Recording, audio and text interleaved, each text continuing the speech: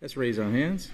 Almighty Heavenly Father, Yahweh, this is Koan Michael Hawkins asking to come before you, being seed of your last day's witness, Yisrayl Hawkins, and through your Son, Yeshua Messiah, the high priest of your great house, Father, coming together before you in unity, Father, with all of your people. As we come before you now, we bless you. We thank you for all things you've given to us. We thank you for the ability to come to hear these words and rehearse these words. Our blood passing overseer, Yisrayl Hawkins, as he brings forth the warning to this last days, Father, this time period in which we're living in.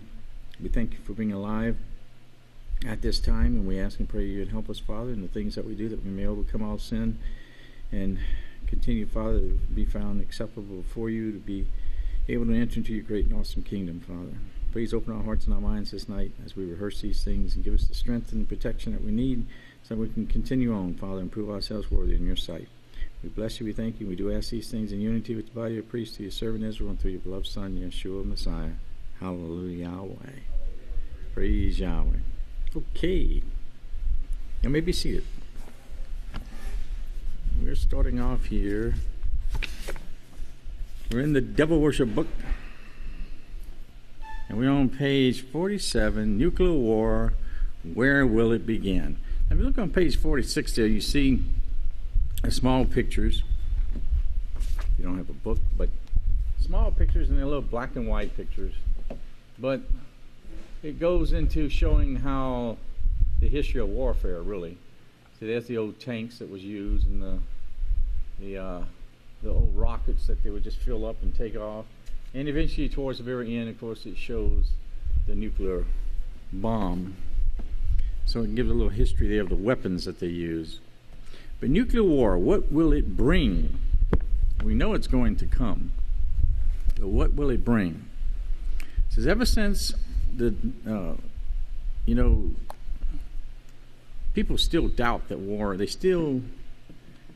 think that they want to kind of hold out and hope, because they don't want to admit that it's going to take place. But probably everybody realizes that it definitely is going to take place, because there's no way that they can stop it. And the average person can't do anything, because it's the governments of the people that's doing all of the decisions and so forth. So they really don't have any say-so about it.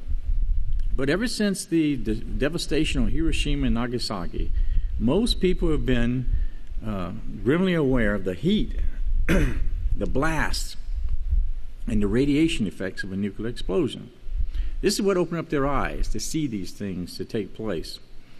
And the experts, and remember, this was foretold thousands of years ago, as we'll get into a little bit, thousands of years ago, but finally mankind has seen these things. And the experts in this field now realize that human beings and man-made structures in the natural environment of the whole earth will be devastated by the immensely greater Holocaust than a full-scale nuclear war would bring, that a whole-scale nuclear war would bring. Full scale. Full scale meaning everything's out on the table. They're fully going to come against us. Not talking about a small one. A small one is enough it would be enough to kill everybody on earth. But we're going to see it to the point to where, and we're going to cover some scriptures and see what's going to take place when these things go off. Now, 2 studies suggest another catastrophe as well. The consequence is that from an all-out nuclear exchange, one it's largely been overlooked, as they said at that time, but of course they continue to overlook it because, like I said, they don't want to admit that it's going to take place. They're in hopes that it's not, but they know. I mean, even the leaders know that when the war starts, the next big war is going to be nuclear. They've used it now on lower levels to show that, because any weapon that the military builds, they're going to use it. They have never made a weapon that they have not used yet, in some form or the other. And actually, there have been nuclear wars being fought using nuclear material and stuff. But late in October of 1983, scientists warned that the soot and the smoke and the dust for the explosions of less than half of the superpowers' nuclear arsenals could blanket the earth and block out the sun and cause a prolonged, bitterly cold nuclear winter. Now, you know how the firmament has been, and you know how cold it's been just with the way that the way it is now, that when wintertime comes around, 40 degrees seems like it's almost 40 below sometime, It's just like you feel the intensity of the cold so very, very much. You can imagine what's going to take place here when this nuclear winter comes. But it's going to block out the sun, block out the sun, which we need. And now think about it too. People who live in countries who don't get a lot of sunlight, okay, they suffer health-wise because they don't get the sunlight. But then it also makes the people, depressed because they don't get that sun, and they need that. And so this is going to bring, with the devastation and then not having the sun shining, that's going to really bring the attitudes of the people down very far. And that's what the scriptures talk about. The prophets foretell those things. Remember, a gloomy darkness that's going to take over. Well, the climatic upheaval these scientists warned about could threaten the survival of the total human race, of the total human population.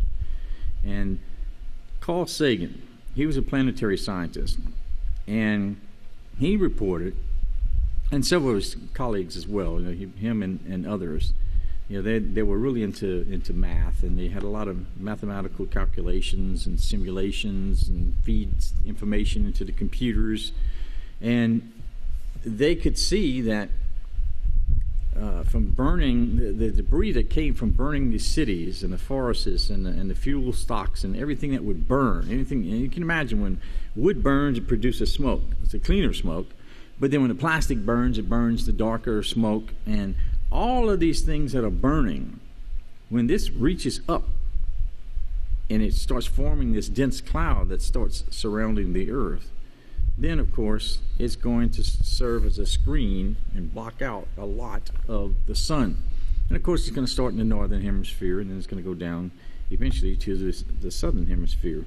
But they figure that more than 90% of the sun's light will be gone as long as a month. And that's a long time. We need that sunlight. Within 2 weeks of the detonation, they said the surface of the earth could cool down to 13 degrees Fahrenheit and remain that cold for months. 13 degrees. Now, that's cold enough, as it is. But when you think about the way that the firmament is so messed up, that is just going to be excruciatingly cold. And it could remain that cold for months. Now, you can imagine, we've seen this last winter, up north. We've seen the Great Lakes completely freeze over, with 3-4 inches of ice and so forth. When the winter, summertime started, when spring, when they had their first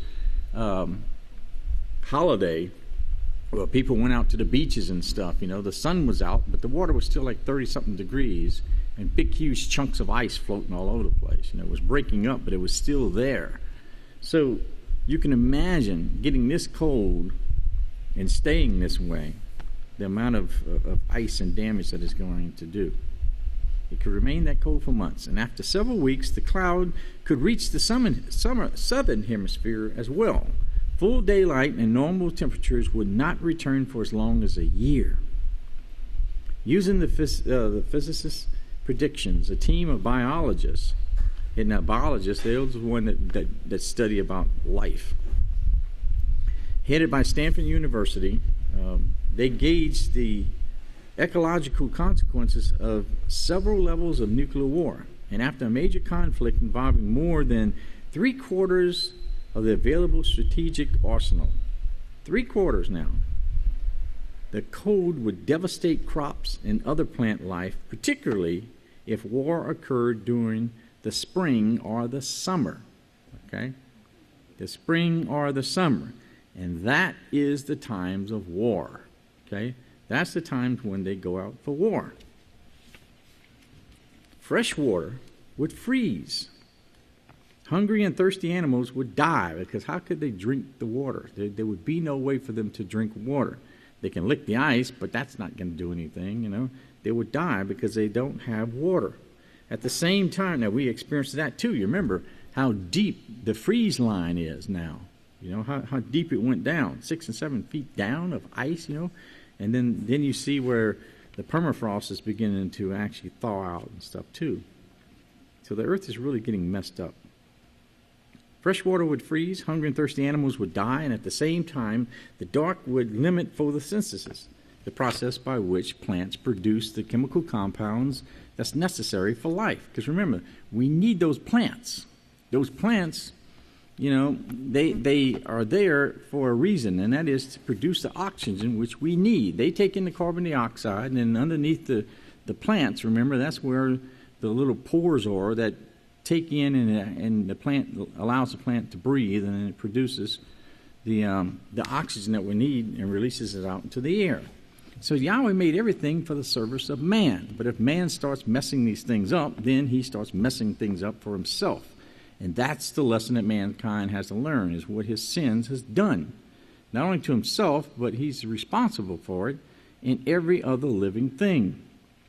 That's why we have respect for people's property, ourselves, and for the environment itself, everything. Now, in the oceans, outside the Arctic regions, the lack of sunlight would be felt immediately. There, the food chain depends upon microscopic plants that are extremely sensitive to changes in the amount of light that they receive. We don't think about the creatures that live in the waters. We don't think about the tiny, tiny little microscopic life that lives there as well.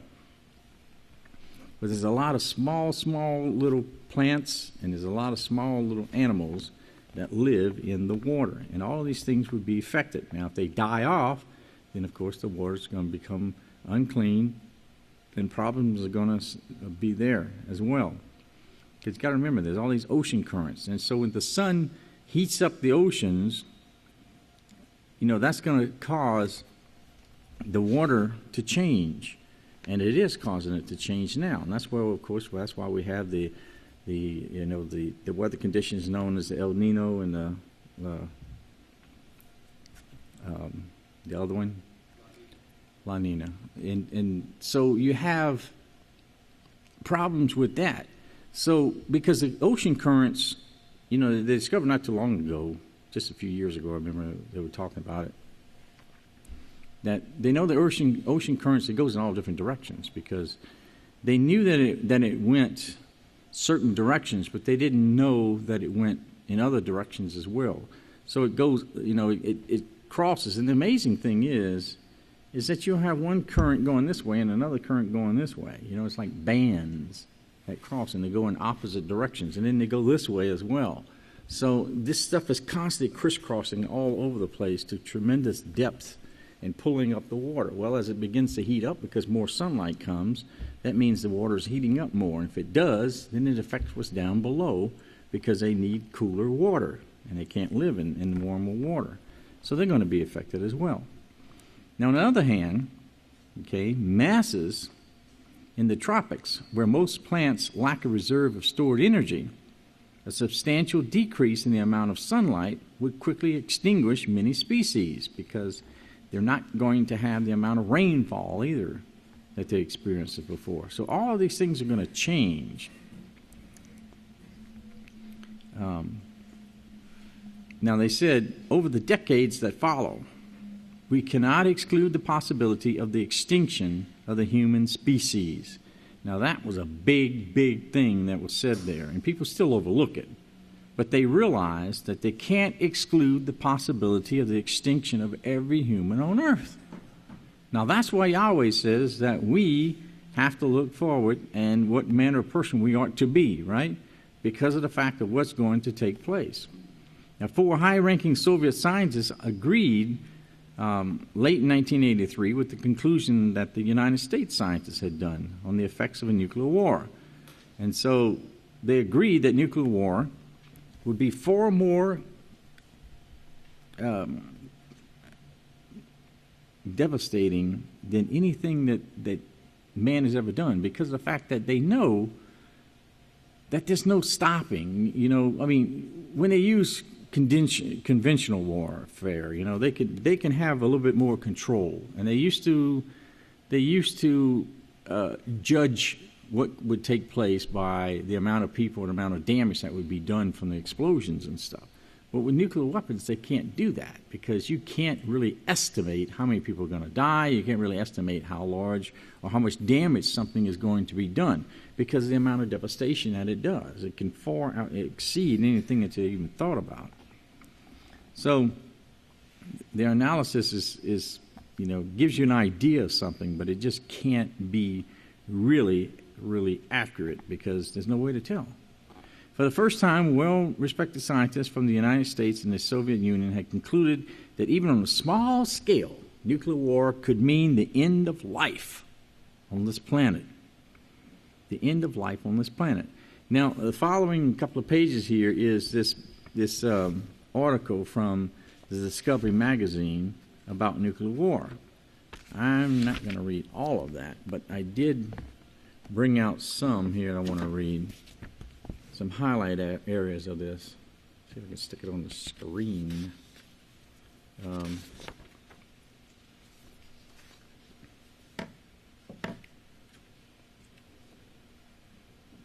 See if that works. Okay.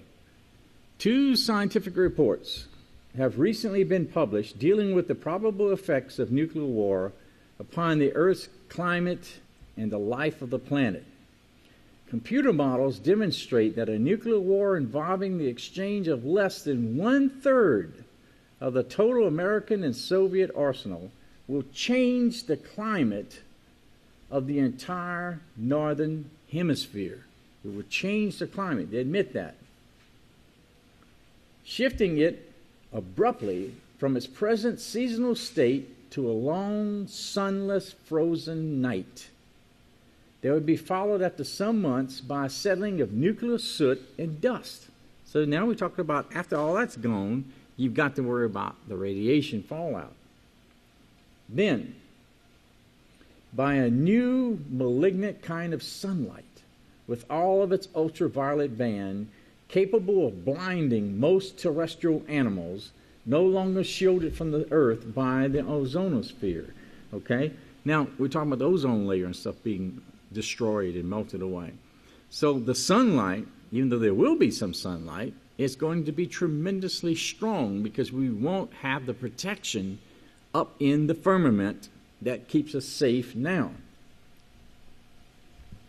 In the same research, new calculations of the extent and intensity of radioactive fallout predict the exposure of large land areas, so much so that more intense levels of radiation than they had even expected when they did these studies and found this out. Large land areas, which more intense levels of radiation than expected. Biologists now, that's the ones who live about life, study about life. Biologists demonstrate that the predictions mean nothing less than the extinction of much of the Earth's biosphere. They realize it. They know that there's no hope for mankind. Very possibly involving the southern hemisphere as well as the northern. There is no nation upon earth free of the jeopardy of destruction, notice. There's no nation on earth, they realize that it's going to involve the whole earth. If any 2 countries or groups of countries embark upon a nuclear exchange, if the Soviet Union and the United States and their respective allies in the Warsaw Pact and NATO begin to launch their missiles, it is clear that any territory gained will be at the end a barren wasteland. Now that's exactly how the prophets explain it. Remember, the prophet said in front the land would look like the Garden of Eden. And then once the armies come through, it would be total devastation and wasted. And any ideology will vanish in the death of civilization and the permanent loss of man's memory of culture. Because whoever survives, there's not going to be any culture. There's going to be nobody left. It'll be a horrible thing. Leave aside the already taken for granted estimate that an all-out exchange of, say, 5,000 megatons, something like 1 billion people would be killed outright by blast, heat, and radiation. Set aside as well the likely fact that more than another billion would die later on from the delayed effects of the climate and radioactive fallout. Now that's what we've got to look forward to. Okay? That's what we have to look forward to. That's what man has brought upon this earth by the way that he chooses to live. Total annihilation of man. Now, he goes on here and he says, as of this date, there have been no significantly differing conclusions presented by any of the opposing factions. So they haven't said anything different. No one's opposed these studies. They still agree with them, and they realize that this is what's actually going to take place. It's going to be a time, and that's why Yeshua said it's going to be a time that never was before on this earth. Remember? He said there's never been a time like this with the amount of trouble that's going to take place. The consensus of the nuclear war will be the end of life as we know it. And Dr. Henry Kissinger, a former presidential cabinet member, in an Associated Press interview, said, quote, "I don't know how long we can postpone a nuclear war, but we all know one thing, that when we have a nuclear war, it will be the last war ever fought." Unquote. Because they knew back then the amount of devastation that these things would do.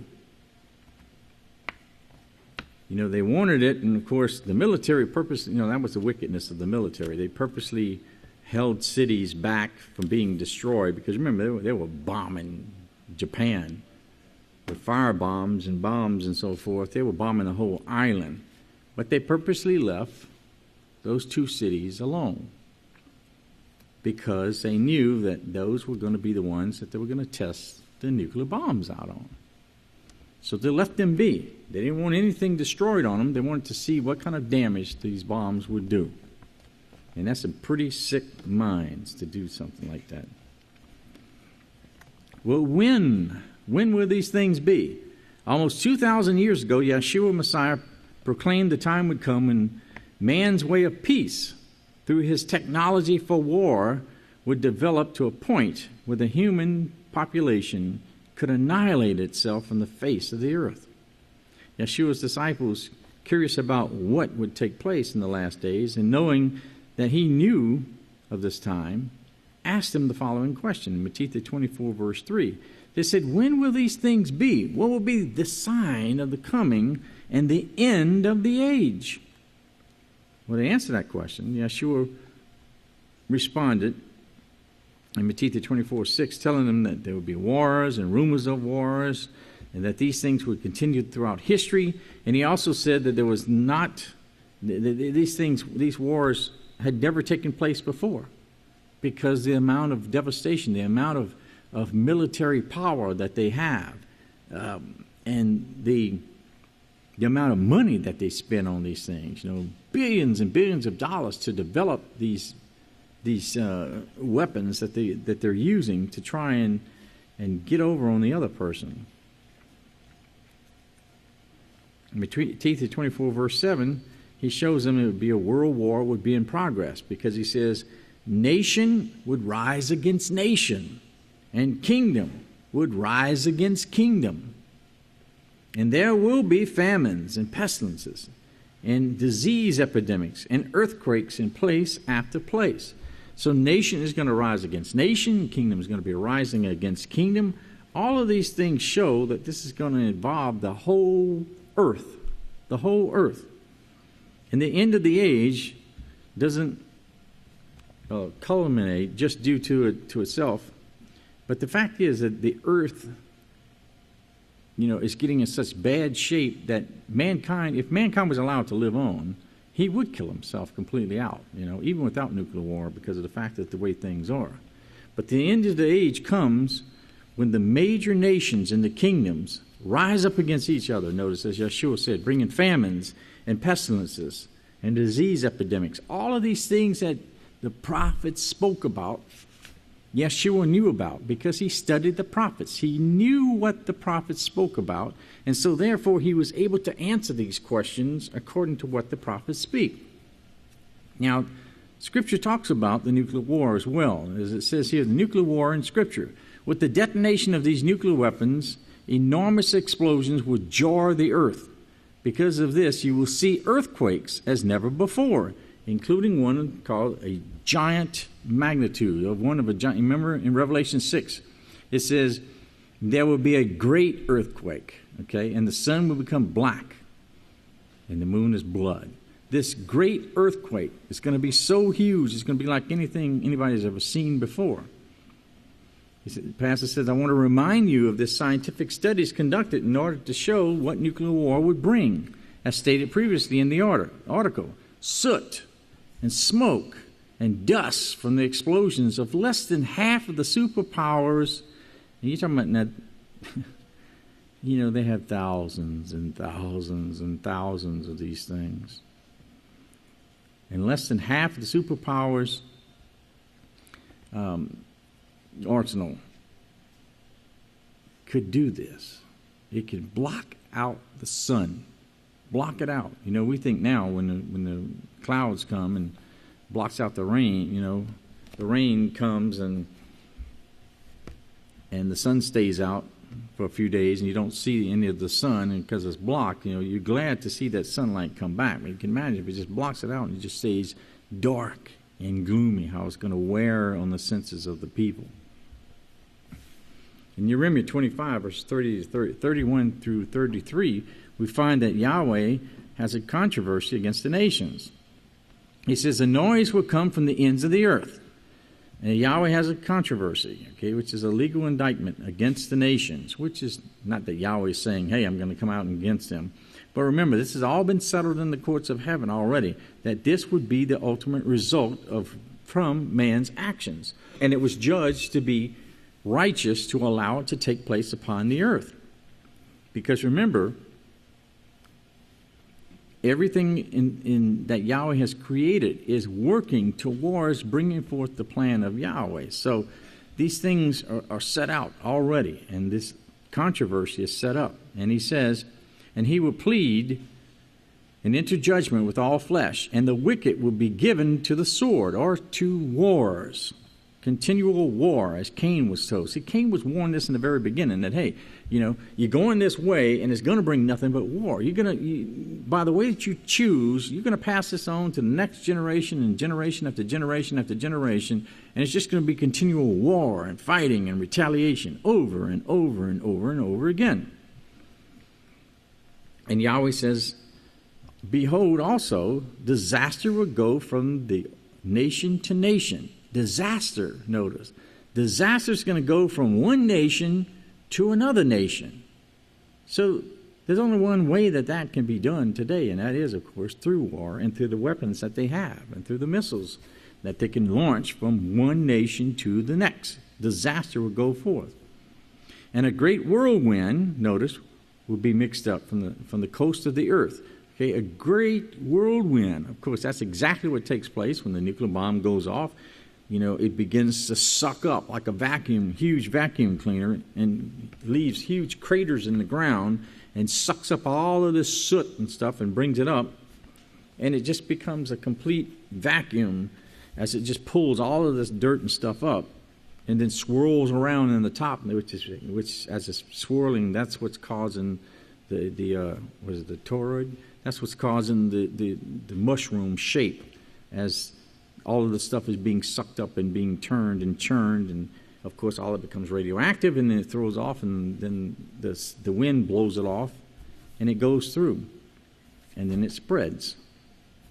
And then he says, in that day, the slaying of Yahweh, not that Yahweh's going to slay these people, but he's going to allow this to take place for the lesson, and they will not be lamented, nor gathered, neither buried. Why? Because there's not going to be much left to them. You know, people are going to be destroyed. We already seen what took place in Hiroshima and Nagasaki, where people were completely charred beings, you know, and they were just burnt completely up.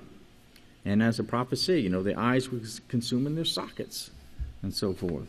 And then some of them were just completely charred bodies, and when the wind or a breeze or anything or someone came and touched it, It just crumbled. There were nothing but ashes, the entire body of a person.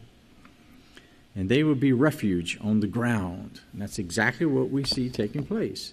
You know, that's what took place. They were actually as refuge on the ground. When you look at those pictures, too, of Hiroshima and Nagasaki, you can just see how it's just nothing but a bunch of rubble on the ground. You know, it's just totally destroyed. Well, Matthew 24, verse 7, Yeshua said that the end would culminate into a global war, and then nation against nation and kingdom against kingdom. And then Jeremiah 23:32, the prophet Jeremiah proclaimed that disaster would go forth from nation to nation. So this disaster is coming from one nation and going to another nation. He says, I will remind you that the missiles and carry these nuclear warheads are designed just to do that, you know, to go from nation to nation. The intercontinental ballistic missiles. Jeremiah 25, verses 31 and 32, here we read that a noise could be heard from the end of the earth to the other, and that a great whirlwind would be raised up from the coasts of the earth. And these nuclear explosions, of course, they involve all nations, and no area on this planet is going to be exempt from this great noise and destruction, which we're going to see about in a minute. Jeremiah 25, verse 33, this catastrophe will befall as one day. And at that day, the destruction and the waste of human life will come from one end of the earth to the other. And there will be so many dead that there will be none to gather and to bury them. These bodies will rot like garbage on the ground. And then we read in Jeremiah 25, verse 29, that the city of Jerusalem also is not going to escape. You know, everybody talks about, you know, the Holy Land and so forth. But we know also they're right within that area, right there where all this stuff is going to take place. And the prophets speak about that as well. That the inhabitants of the earth are going to mourn and tremble and so forth. And he talks about the city that's called by his name. Now, of course, Yahweh is not called in the city of Jerusalem at this time, but this was a prophecy which would come to pass, because at one time, remember, it actually was, you know, they did have people everywhere that did worship Yahweh and was set up for that reason. And of course, the reason why it was called the city for his name is not that Yahweh resides there or anything, but the fact is that it was the house of Yahweh. Remember? It was established as the house of Yahweh. And that, of course, was for the purpose, not that they kept it holy and so forth, because the violent men came in and took it over, but it had to be established there so that Yeshua could be born and come to that temple, and then the people would already have built up their hatred and so forth for righteousness, so that when he came on the scene, they would get rid of him and put him to death. Because if they had accepted him, then the Messiah wouldn't have died. So he had to go out at certain times, but he knew his time wasn't yet. So he would back off. But then there was other times when he really laid on them, boy, and get them all roused up to where they were ready to kill him, you know. But he knew that he had to wait to a certain time before he could be put to death. So this is the time in man's future, and he says, after the world comes under complete subjection to Yahweh, when the city of Jerusalem will be renamed in Yekeshkez, it talks about in the prophecy, Yahweh Shema, okay? And then, of course, it's talking about the New Jerusalem. And then we find, and Jerusalem means city of peace, remember. So one day there's going to actually be peace, once peace is taken from the earth. But man has to do his thing first. But we find that it's Yahweh who will call for a sword in all the inhabitants of the earth. Not just a part of it, but all the inhabitants of the earth are going to suffer through this. And the prophet Hosea spoke about the same time of trouble, and he told us why this disaster is coming. In Hosea 4, verses 1 through 6, he says, hear the word of Yahweh, you children of Israel. Okay? Hear these things. Now, when he says these things, it's for us to listen to. Okay? The children of Israel, referring to us as well. We need to listen to what the prophets have spoken. For Yahweh has a controversy, okay? A controversy. Because there's no truth, there's no mercy. You don't see mercy in the land. You don't see truth in the land. You don't see justice. nor knowledge of Yahweh in the land or in the earth. There's no knowledge of Yahweh. And notice what takes place because of that. Verse 3 says, therefore the land will mourn, and everyone who dwells will languish. Okay? And in verse 4 he says, let no man contend and rebuke another, for my contention is with the priests. Okay? It's the priest who eats the swine's flesh. They're the ones that's responsible for causing these problems. That's who he has the contention with. And that's the ones that are responsible for bringing this about, because they teach the people and it puts it in their minds to be a certain way, and they end up living that certain lifestyle, which has brought all this confusion and hatred into their lives. He says, my people are destroyed for lack of knowledge. Now remember what he just said in verse 1, that there is no knowledge of Yahweh in the land. And because of that, my people are destroyed. You can't, if you don't know Yahweh, then you can't be called the people of Yahweh, because you don't know Yahweh. And to know Yahweh means to be obedient to him, to keep his laws. But if that's not done, then there are no one that could be called by the name of Yahweh. And because you have rejected knowledge, he says, I will also reject you. And because you have forgotten the law of Yahweh, I will also forget your children. Because remember, the curses is passed on to the third and the fourth generation. You know, we put these things into our genes and we put it into the next generations. Every time we do something, we pass it on. Hosea 4 verse 1, Yahweh has a controversy with all of the inhabitants of the earth because they have forgotten Yahweh and his way. In verse 2, they're breaking the laws of Yahweh, and of course, that's going to cause the curse to come of nuclear war, just as we saw, and it's going to bring forth bloodshed. In verse 3, everyone who lives in Israel will languish along with the other wildlife, and the fish of the sea is going to be destroyed. He says, I ask you to remember one of the consequences of nuclear winter that we discussed previously is the fact that the lack of sunlight would directly affect the food chain in the oceans. And that would be, as a result, it would kill the fish. And remember, Revelations talk about that when the waters would be turned to blood, right? And so that's going to affect the food chain as well for mankind. But not only that, is, you know, the tiny little plankton, the little bitty tiny creatures that lives in the water, they need that sunlight. And remember, even the huge animals like the whales survive off of eating these tiny, tiny little creatures. So it's going to affect the food chain on all the earth. And of course, that would kill the fish. And then Hosea 4:6 says, the people are destroyed because of lack of knowledge. They reject Yahweh, so therefore they will be destroyed. Of course, as it says, man's destruction will be upon himself, as it talks about nuclear war here, because Yahweh is not bringing this destruction upon mankind, but he told it in advance that it's going to take place. He told Moshe that it was going to take place thousands and thousands of years ago, before there was ever such a thing as a cap pistol, you know, a musket rifle and so forth.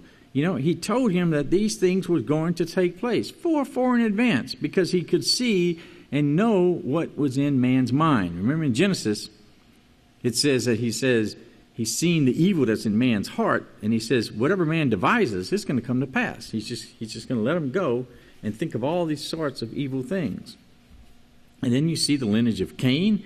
They were the trade makers. They were the ones who made the weapons, as it talked about, and they actually began, you know, his descendants are the ones who actually began the trade of war weapons. So that's something that's very big in today. You know, it makes billions and billions, hundreds of billions of dollars every year. But mankind, Yahweh knew that mankind rejected these governing laws. And when they rejected these laws and they began their own form of government of the people, okay, and by the people and against Yahweh, they actually leaned towards Satan and followed Satan's way. And that's when mankind government began to end. You know, I mean, man's governments began to grow, and Yahweh's government began to have an end in the lives of people, because they continually forced this way of Satan upon the world. And of course, man's government is just going to end in destruction. That's a guaranteed thing, because man can't bring perfection. Only Yahweh is perfection. Yahweh's way is perfect. converting the person. But if a person's not willing to convert, then therefore there's nothing that can keep them safe and alive. So Yahweh knows the future, and he knows what's going to take place when mankind does certain things. And just as a loving father or mother knows the consequences of their children, touching a hot stove, and they warn the children ahead of time, look, there's going to be a consequence. You touch that hot stove, it's going to burn. Well, the child just has to do it, because they just don't believe, mom and dad, So they'll touch and they'll get burnt, because they won't believe without seeing. They can't take the warning. Well, that's human nature, and that's what man's government is all about. In fact, Yahweh allows us all to be tested in various ways. He has to. Now, it was Yahweh who set these laws of the universe in motion, and Yahweh knows that these laws assure peace, joy, and abundant living. And Yeshua talked about that. Remember, he says, I didn't come to just give you life. He said, I came to give you abundant living so you could live abundantly and realize it's such a tremendous blessing. Like Pastor talked about, remember at the feast, about the workload and stuff, because you look at the workload of the priests, and they worked, a month out of the year, and so therefore you had the whole rest of the year off to go and to do other things and different works that could be done. So you can see that we're going to be having time to do a lot of various works throughout this whole universe. And Yahweh knows that these laws are going to bring peace. He knows that. If they're obeyed, that's the thing, they have to be obeyed. However, Yahweh also knows that the laws are ignored. He knows that they're broken. He knows that the curses have come because of that. And he said that man would bring forth war. He warned man that man would see war and that would come. And Yahweh warned Adam about those things as well. Now, the first warning from Yahweh came to Adam, but of course Adam rejected that warning. He allowed his wife to rebel against Yahweh because he followed in the same rebellion. Remember in Genesis chapter 3, verses 2 to 6, he says, And the woman said to the serpent, We may eat of the fruit of the trees of the garden, but of the fruit of the tree which is in the midst of the garden, Yahweh said, You shall not eat it, nor shall you touch it, or you will die. You remember that same principle was taught later on in the Levitical priesthood about touch not the unclean, right? And it's carried on throughout the writings of the apostles. Touch not the unclean. Don't do these things. And so he was warned. She was warned here. Mankind was warned at that time. Don't touch these things. Don't eat it. Don't touch it, because you will die if you do. Because Yahweh knows that just the touch of something that is unclean can cause sickness in the body. And if you get sick, then of course it's going to bring destruction upon the cells within your body. And before you know it, you could actually die from touching something that's unclean. And the serpent said to the woman, You will not surely die. Come on. I've been doing this forever. I haven't gotten sick. But he knows. Now notice how convincing. She started using that psychology on her. But he knows in the day that you eat of it, man, your eyes are going to be opened. And you're going to be like him. Don't you want to be like Yahweh? Well, of course we do. But we don't want to be like it is the way that she teaches, because she's not teaching to be like Yahweh. So she very subtly tried to put this in her mind that she had a better way to become like Yahweh. She showed him some shortcuts, didn't she? Shortcuts to death. Your eyes will be open. You will be like him. You will know righteousness and evil. And when the woman saw that the tree was desirable for food, and it was pleasant for the eyes, and the tree desirable to make one wise. Now, after she saw this, and she became tempted by it, then she partook of the sin. She took of the fruit, and she ate it, and she also gave to her husband, and he ate it. So see, she offered it to him. She showed him these things. Now, Adam should have stood up and guided his wife. By the way, when I do this, I'm not a Catholic priest, okay? It's just like, just shooting the flies away. He should have stood up, but he didn't. He didn't stand up to the wife, and he followed her. So he gave in. Now, she was deceived, Eve was deceived, but Adam was just downright weak and gave into iniquity, because what he did is he pushed the laws of Yahweh away. Okay? And that's why the scripture says that Eve was deceived, but Adam was not. But Yahweh's second warning came to mankind through the prophet Moshe with the warnings of the curses that would come if Yahweh's laws were not obeyed. Now in Deuteronomy 28, verses 15 and 22, it says, however, if you do not obey Yahweh, okay, so he plainly tells them, if you don't obey, here's what's going to come. And you don't carefully follow all of the commandments and his statutes that I command you this day, then all of these curses are going to come upon you. Yahweh will strike you, not Yahweh. Yahweh's not, he's going to allow these things to take place. That you will be struck with wasting disease and with fever, with the inflammation, with the scorching heat, and the sword, with the blasting, and with the mildew, okay? And they will stay with you until you perish. Until you perish. Now, Yahweh inspired the prophet Moshe to warn us about this nuclear wars that would take place because of the fact that they rejected his laws. So therefore, there was nothing to keep the minds of the people together. There was nothing to keep them going strong. There was nothing to keep them in line of wanting and desiring to live peacefully, because you can't love your neighbor if you don't keep the laws of Yahweh. And so he said there was going to be wasting disease, notice. Now, when you look at these words, it describes all the things that we see today. Wasting disease, number 7829, okay? It means... it's from the same word that means emaciation, okay, which is just thinness, when a body is just like skin and bone, okay, because of the lack of nutrition and so forth, which the famines are going to bring upon the people. The word fever is 6920. It means an inflammation, a fever, which again has to do with fever, a disease of dealing with fever. A fever disease, burning ague and fever.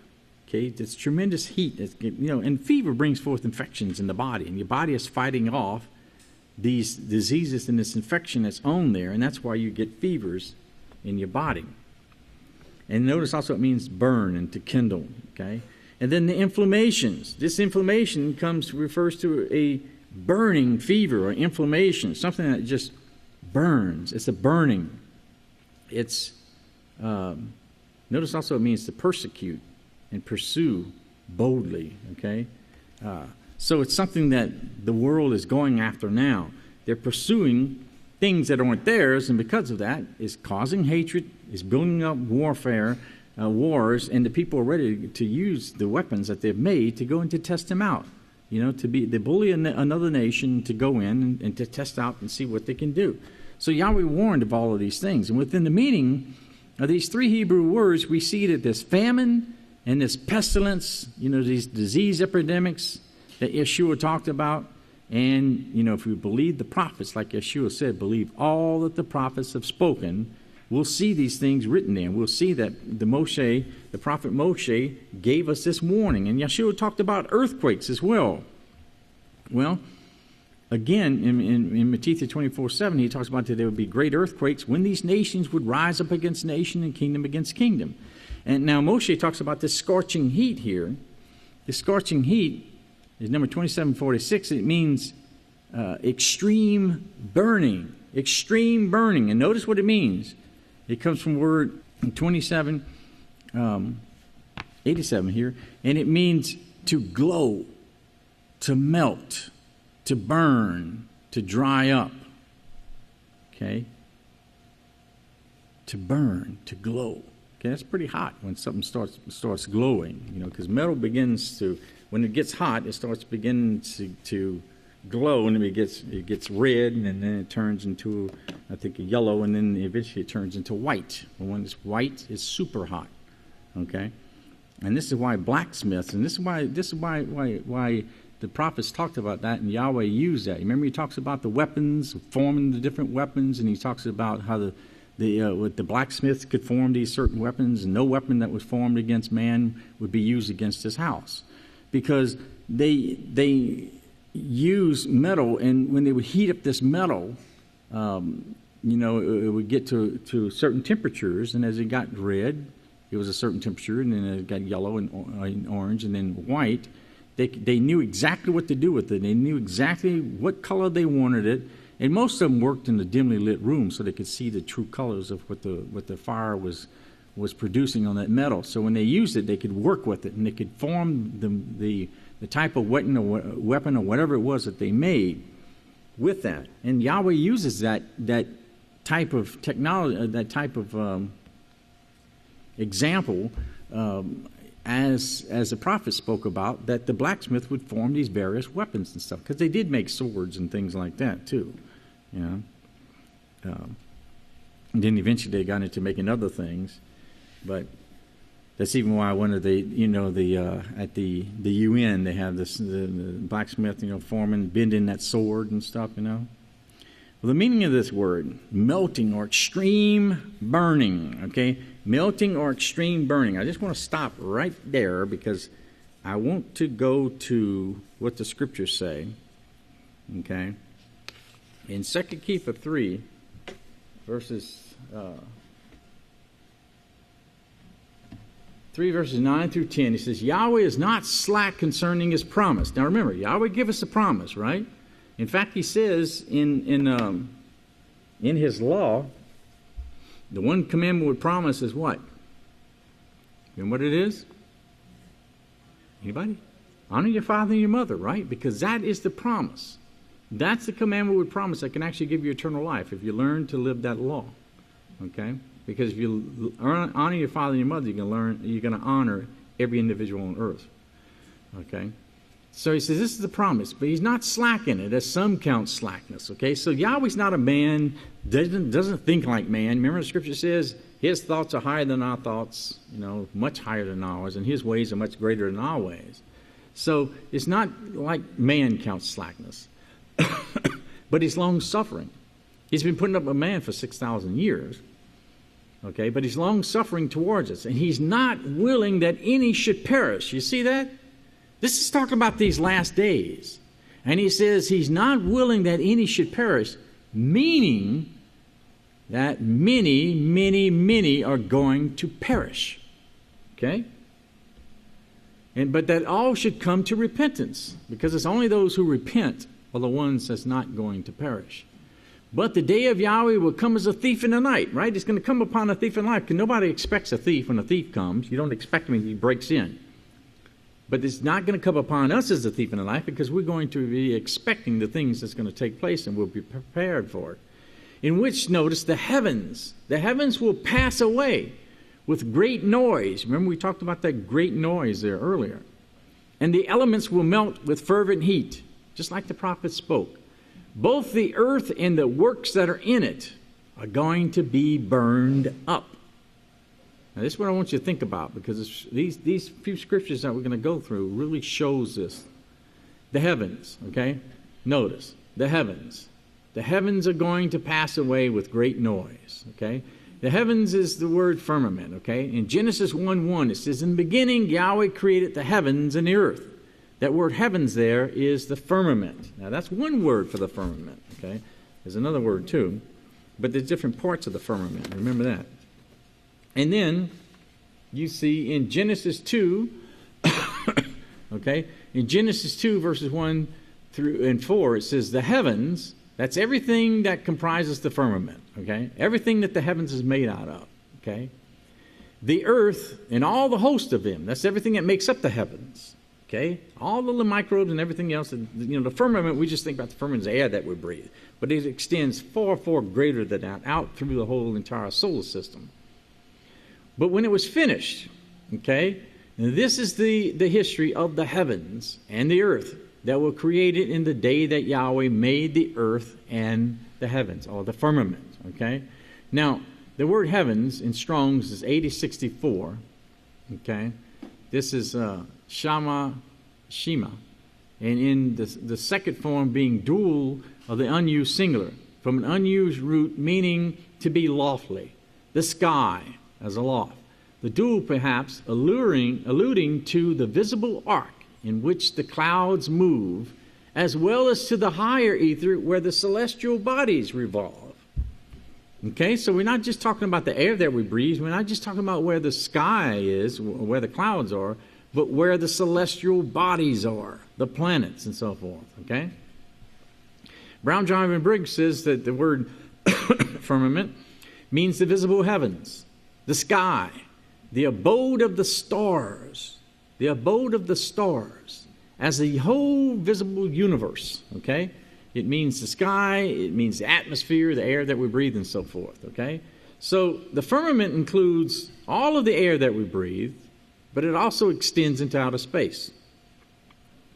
And the most visible part that we see in the part of the firmament is that which supports the waters above, okay? So in Genesis 1, Genesis 2, up here, it uses the word firmament, which is number 8064, but then it goes on and it uses the word firmament, which is number 7549, which supports the water. Okay, and that's where he talks about where he says in Genesis 1, verses 14 through 17, and Yahweh said, "Let there be lights in the expanse of the sky." That's the firmament. Okay, notice lights, and let them separate the day from the night, to serve as signs to mark the feasts for the days and the years. This, of course, is the sun and the moon. But they're in the firmament, okay? They're in the firmament. They're in the part of the firmament. And let them be for lights in the expanse of the sky, the firmament, to give lights on the earth, and it was so. And then Yahweh made two great lights, the greater light to govern the day, and the lesser light to govern the night. And he also made the stars. The stars. Keep that in mind. He made the stars as well, okay? The stars are all part of this that we're looking at. And Yahweh set them in the expanse of the firmament to give light on the earth. Now, in Matthew 24, verse 29, Yahshua said, "Immediately, but after the great tribulation of those days, will the sun be darkened, and the moon will not give her light, and the stars would fall from heaven. And the powers of the heavens are going to be shaken." Okay? It's going to be shaken. This is going to be one hellacious time, okay? One hellacious time for mankind. I'm telling you, the only way that you're going to be able to survive is to be with Yahweh. You screw up and you leave Yahweh's house and you're a dead man. You'll die in the second world, the second death too, if you don't repent. Some intense things are fixing to take place on this earth. Isaiah 24, keep that in mind, the stars, the earth, the burning, okay? And it will come to pass that he who flees from the noise, remember the noise of the fear, the noise, that's going to be from the bombs going off, that's going to be from the missiles, that's going to be the sound of warfare. If you try and flee from it, you're going to fall into the pit. And he who comes out of the midst of the pit is going to be caught in a snare. In other words, you're going to be trapped. That's what a snare is, a trap. There's no way out. You are not going to be able to find a safe place to escape this. That's what he's telling you. Every individual on earth is going to have to go through this. It's only the protected place where the people of Yahweh are going to be saved. That's where the safety is going to come. That's how Yahweh is going to protect his people. But anywhere else on earth is going to be destroyed. And notice, for the windows from on high are open, and the foundations of the earth are shaken. The foundations, the very laws and statutes that keep the earth in place right now, revolving and spinning exactly the amount of time that it needs to take to make one complete revolution on its axis, and the exact amount of time that it needs to go around the whole year, go around the sun and make one revolution of time. Those things are going to be shaken. The earth is utterly broken down. It ain't going to survive. It's going to be broken down. And the earth dissolved clean. Clean. The earth is shaken. Remember we talked about that the stars of the heavens would be shaken? Here's the reason why. It's going to be shaken exceedingly. That's the reason why the stars are going to fall from heaven. They're going to appear to fall from heaven because the earth is going to be rocking back and forth. The earth will reel to and fro like a drunkard, okay? Like a drunk person that can't stand still because he can't keep his balance and he wobbles back and forth and falling down. And it will sway like a hut. And the transgression on it will be so heavy, but it's going to fall and it will never rise again. Never again will we allow sin to take place on earth. It's going to be wiped out. We're not going to put up with it. And that's when Yahweh's laws will be fully enforced upon all the beings, and if they sin, they're going to die.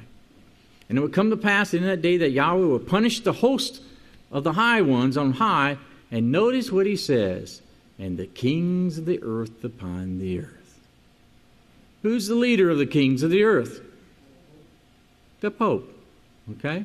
These are all the ones that are responsible. Okay? Because, why? We just read it earlier. The prophet said, who's responsible? The priest. Right? The priest. The priests who are responsible for being leaders over the kings of the earth. Now, if we go back to 2 Kings 3, he says, since then, all these things will be dissolved. Remember the fervent heat and so forth that we just read in the above verses. Since all these things will be dissolved, that's the same thing that the prophet said. What manner of persons ought we be in holy conduct and righteousness? We must look to and we earnestly long for the day of Yahweh, because in which the heavens will be dissolved in fire. In fire. And the elements will melt. And that's what that's what we just read about in the prophets. That this would melt. And there would be fervent heat. That's what Moshe talked about, this extreme burning and this fervent heat. Now, the reason shown in this correction here where it says, you must look for and earnestly long for the day of Yahweh, for the firmament will be falling apart because of the diseases, and the crops of the field will perish because of the heat. And that's one thing that is going to take place. Now, it talks about these elements, okay? The elements are going to melt. And that's exactly what we find that the elements are. Is everything that is composed of. Elements, number 47 in Thayer's, it means any first thing from which others belonging to some series or composite whole take their rise. In other words, it's the very first thing that is there, okay? The atoms and those things which make up the atoms, okay? The tiny things that's smaller than the atoms that make up the atoms. That is what's there. From there, you take atoms and you put atoms, different atoms together, and what do you have? Then you have a molecule. Then you take the molecules and start putting the molecules together, and then you start forming a substance, okay? So a molecule is something that's broken down. It's the smallest piece that you can have of anything where it's still what it is, okay? You break it down any smaller, it breaks down into atoms, which is no longer the same substance. But the elements is also an element. The first principle, the elements from which all things have come. The very first things from which all things have come. All these microorganisms that we've been talking about. It also means the material causes of the universe, which all things are made. Okay, the whole universe is made from these things. And it also, notice, interestingly, the heavenly bodies. Okay, the heavenly bodies, which is what we talked about. That, remember, it said about the stars and Yahweh made the planets and so forth. All these things were in the firmament that Yahweh had made in the very beginning. So when the prophets speak about these things, they're talking about just utter destruction. When he says the earth is going to be wiped clean and it's going to be dissolved, you can believe it's going to be dissolved. It's going to be wiped clean. It's not going to be like anything in which mankind has ever seen before, as Yeshua Messiah said. So, as it says, we've got to be holy and righteous people. We've got to stand strong, and we can. All we have to do is believe, right? We just have to believe all that the prophets have spoken. And we'll never be deceived that way. Okay? May Yahweh bless you, man. We're going to go ahead and stop here. Let's see. We're going to stop here on page 55. Almighty Heavenly Father Yahweh, let's just call on Michael Hawkins, ask him come before you, being seed of your last day's witness, Yisrayl Hawkins, and through your Son, Yeshua Messiah, the high priest of your great house. Father, as we come before you, we bless you and thank you for all things that you've given unto us, and ask that you continue to strengthen our minds. Help us, Father, to overcome all sin, and help us, Father, to be found acceptable before you. We do thank you, Father, for your love and your mercy towards us, and all things that you provide for us, and continue to be with us and guide and protect us and help us throughout this week. As we look forward to coming of your Sabbath, Father, and that we look forward, Father, to the day in which we can all be joined together and serve you forever, Father. We bless you, we thank you, and we do ask and pray these things in unity with the body of priests, your servant Israel, and through your beloved Son, Yeshua Messiah. Hallelujah, Yahweh. Praise Yahweh.